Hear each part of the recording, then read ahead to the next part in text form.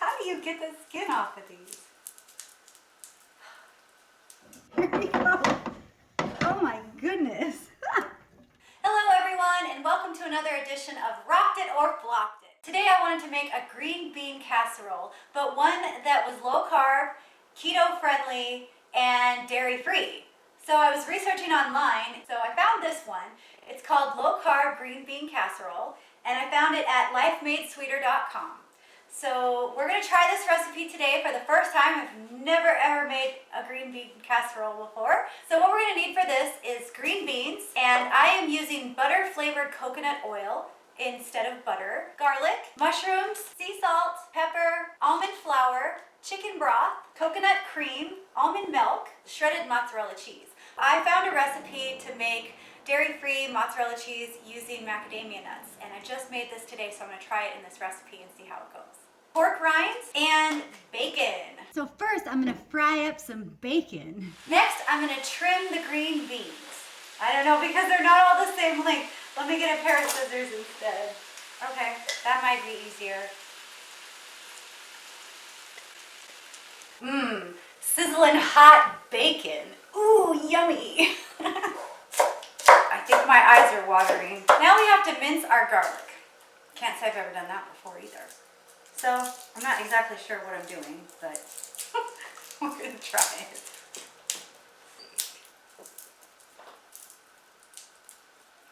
Guys, I've not cooked much at all. So bear with me here. This is all new to me. I'm learning. I'm loving it, but I'm just starting from ground zero. How do you get the skin off of these? There's got to be a trick to this. If anyone knows an easier way to do this, please put a comment down below so I can learn from you. How does this thing work? I don't know if you stick the whole thing in there or what. It seems like it's a lot, but I'll try it. You gotta give it some muscle. Hey, that worked pretty good. So this is what they're talking about, minced, huh? Okay. Voila! Minced garlic. And now we need to slice our mushrooms.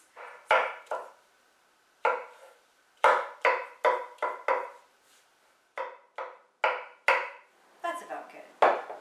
Alright, so I'm going to save all this for another recipe that I need to make soon before they go bad. Okay, the next step is to get a big pot, and I put about 2.5 to 3 quarts of water in, as well as the sea salt. And I stirred that up, and I'm going to wait for it to boil. All right, our water's boiling, so now we're going to put our green beans in.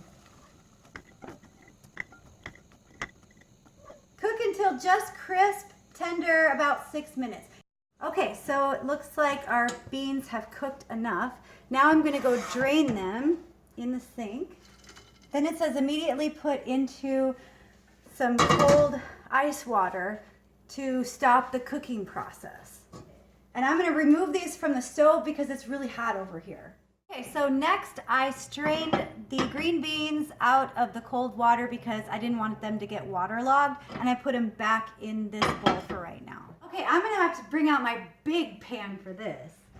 Look at the size of this one. We got to put all these green beans in here, so I need a really huge pan. We're going to put our coconut, butter flavored coconut oil, that is. We're going to put our onions in and our garlic. And we have to cook these until they're browned, about 3 to 4 minutes, they said. Okay, now we're going to add the mushrooms and the pepper. So I have 1 teaspoon of salt here that I'm just going to sprinkle in, sea salt. Okay, this is looking pretty brown now. So the next step is to sprinkle in the flour and cook that for 1 to 2 minutes. And it doesn't say to stir it, it just says to sprinkle it over the top. Okay, at this point I think I'm going to preheat my oven. And then I need to stir in my chicken broth. Now we need to slowly add the almond milk and coconut cream and continue to stir so that we prevent any clumping. Continue to stir until it thickens. So this might take a little bit of time.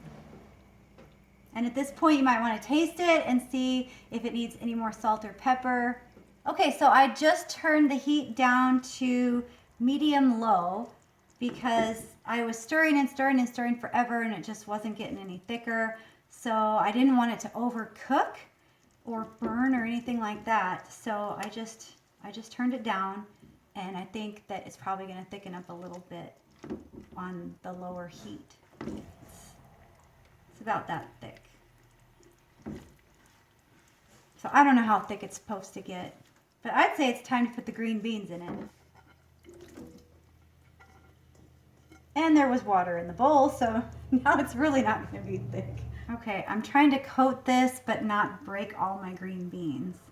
But I can turn the heat off now. So I'm just going to put some coconut oil on a paper towel and just grease it real good. Just so the stuff doesn't stick. Then we just put our green beans into the pan. This should be fun. This pan is so big I can't hardly even lift it. Here we go. Oh my goodness. Oh. Wow. What I'm going to do here is just kind of mix it around a little bit. Get it all stuffed in here. So we got cheese, bacon, and pork rinds. So the cheese is a little different because it's not shredded mozzarella. And normally it'd be easy to just, so we're going to just dollop it on and spread it around, I guess. So consider it already melted cheese like that.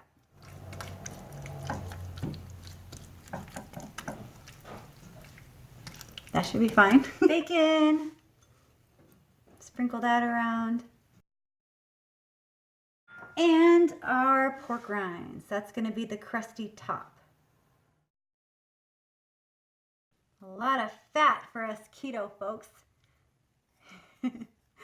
We eat fat to lose fat. That's how this program works, guys. So pile on the fat. Okay, so the next step is bake in the oven for 15 to 18 minutes until bubbly and topping is golden brown. So I don't know if the cheese is actually going to be bubbly because it's not real cheese, and I don't know if the pork rinds are actually going to get golden brown. So I'll just set the timer for 15 minutes and check it at that point. All right, here we go. Into the oven you go. All right, so I think it's finally done. Let's take a look. Here we go. Now, I had to do some things differently than what the recipe called for. So I'm going to explain that to you. So the recipe said to bake at 375 for 15 to 18 minutes, but that wasn't near enough time. I let it bake for probably half an hour longer than that, took it out, and I thought if I let it cool a little bit, maybe it would thicken up some more, and it never actually thickened up. So what I did was I turned up the oven to about 425 and left it in there.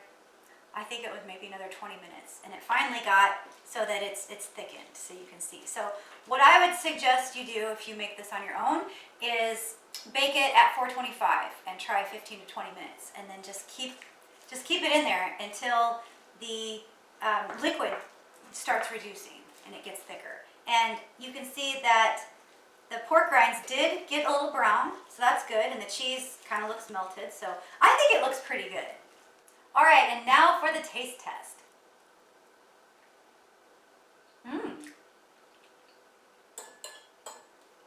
That is really good. The green beans are not so much crunchy, so I think they might have cooked a little bit too long, but they're still delicious. And the pork rinds are still crunchy. I can taste our dairy-free cheese, which is really good. Maybe we would have wanted to add a little bit more cheese in there. The bacon is nice and crunchy. It kind of has a cream of mushroom soup texture as well, which is really good. Yeah. I could definitely serve this for Thanksgiving. So this recipe was quite a bit of work, putting together all those ingredients, chopping everything up from scratch. did take a lot of time. But it was totally worth it in my opinion because I think it turned out great. The cooking time was not what I expected. I had to cook it a lot longer, so that took a lot of time too. But hopefully me going through this will save you guys some time, so you guys already know my tricks and tips and suggestions to make this recipe better. If you guys want to make this recipe, go to the site. It's lifemadesweeter.com, and I will list the link below in my description.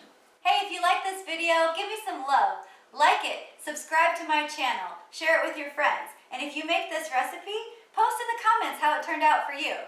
All right, that's it for now. See you later.